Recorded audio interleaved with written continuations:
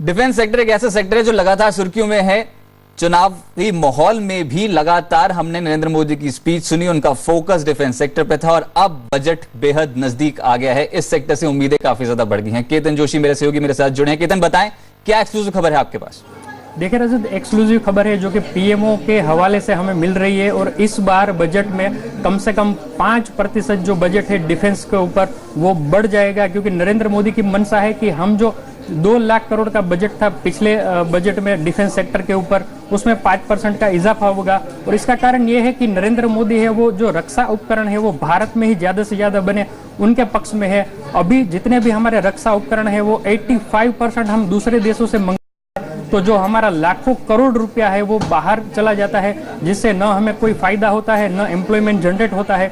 लेकिन नरेंद्र मोदी की ये मंशा है कि ज्यादा से ज्यादा निवेश हो भारत में और रोजगार भी बढ़े और जो हम दूसरे देशों के ऊपर वो भी न रहे। लेकिन 5 साल के बाद डिफेंस सेक्टर है वो काफी बढ़कर आगे आएगा और जो छोटे देश है, मिडिल ईस्ट देश है, अर्जेंटीना है, ब्राजील है, जो है, उनको भी हम रक्षा उपकरण देने की योजना रख सूत्रों ने बताया है।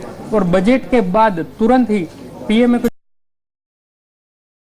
उनके साथ बैठक करने के लिए बुलाएंगे, जिनमें जो कि कैपिटल मार्केट में भी है। एक तो है डिफेंस सेक्टर के ऊपर है, वो भी छोटा मोटा वो काम करता है।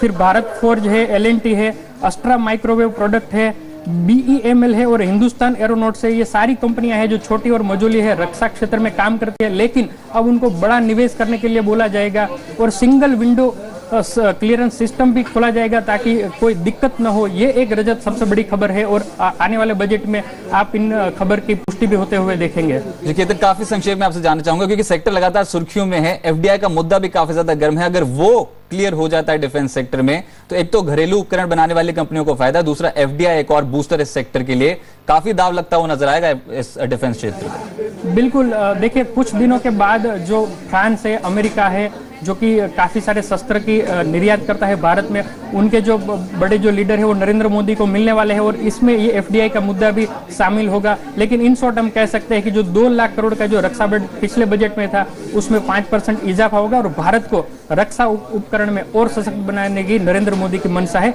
ऐसी खबरें आ रही है। चलिए, डिफेंस में अगर एलोकेशन बढ़ता है बजट में तो उसका सीधा फायदा कुछ कंपनियों में होता हुआ नजर आएगा। कुछ कंपनी आपकी स्क्रीन पर बताई गई हैं, BEML, Hindustan Aeronautics, Reliance Industries, Bharat Forge, LNT, Astra Microwave, ये कुछ ऐसी कंपनी है जो रेडार पर रहेंगी। बहुत बहुत शुक्रिया केतन हमारे साथ जुड़ने के लिए, एक्सक्लूसिव जानकारी हमको देने के लिए। पर बाजार पर लौटते हैं क्योंकि बाजार पे आज जोरदार तेजी 7600 के लेवल के बेहद करीब है। संतोष समय ट्रेड कर रहा है।